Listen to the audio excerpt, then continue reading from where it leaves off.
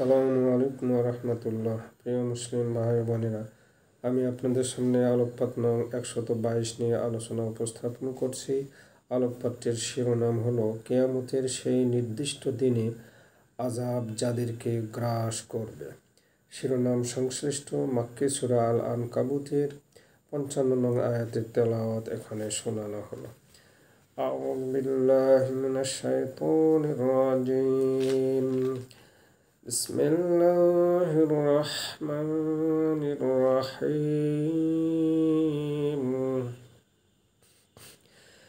ইয়াওমা ইয়াগশাহুমুল আযাবু মিন ফাওকিহিম ওয়া মিন তাহতি আরজুলিহিম ওয়া ইয়াকুলু যুকু মা কুনতুম তা'মালুন। সাদাকাল্লাহুল আযীম। এবার শিরোনামের আলোকে আয়াতটির ব্যাখ্যামূলক অনুবাদ এখানে পেশ করা হলো। আয়াত 55। মহান আল্লাহ বলেন, ও হে নবী মুহাম্মদ সাল্লাল্লাহু আলাইহি ওয়াসাল্লাম, আপনি আপনার উম্মতে আছিয়া তথা অবাধ্য জাতি হিন্দু, বৌদ্ধ, ইহুদি ও খ্রিস্টান সহ অন্যান্য বহুত্ববাদী ও নাস্তিক অমুসলিম জাতিকে লক্ষ্য করে ঘোষণা করুন যে কিয়ামতের সেই নির্দিষ্ট দিনক্ষণে মহান আল্লাহ কর্তৃক বিচার চলাকালীন সময়ে এবং বিচার শেষে জাহান্নামের আযাব তাদেরকে তাদের মাথার উপর থেকে এবং তাদের পায়ের নিচ থেকে গ্রাস করে ফেলবে।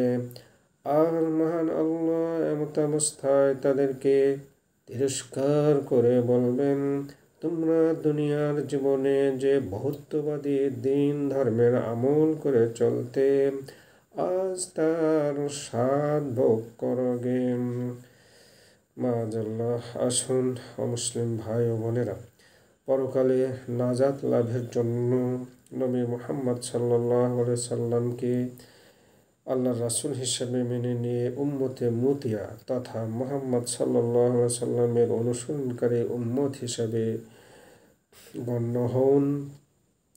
আর মুসলিম ও আমলদার মুসলিম ভাই বোনেরা, আল্লাহকে ভয় করে তার ইবাদত বন্দেগী পালন করে চলুন। জাতি, ধর্ম ও দলীয় পরিচয়হীন দুষ্কৃতকারী, খুনি, সন্ত্রাসী ও দুর্বৃত্ত ভাইয়েরা, তওবা করে সঠিক পথে ফিরে আসুন। ওহে আল্লাহ, আপনি আমাদের তওবা কবুল করুন, আমাদেরকে ক্ষমা করুন, আমাদের জন্য জান্নাতুল ফেরদৌস নসিব করুন এবং আমাদেরকে জাহান্নামের আগুন থেকে রক্ষা করুন। আমিন।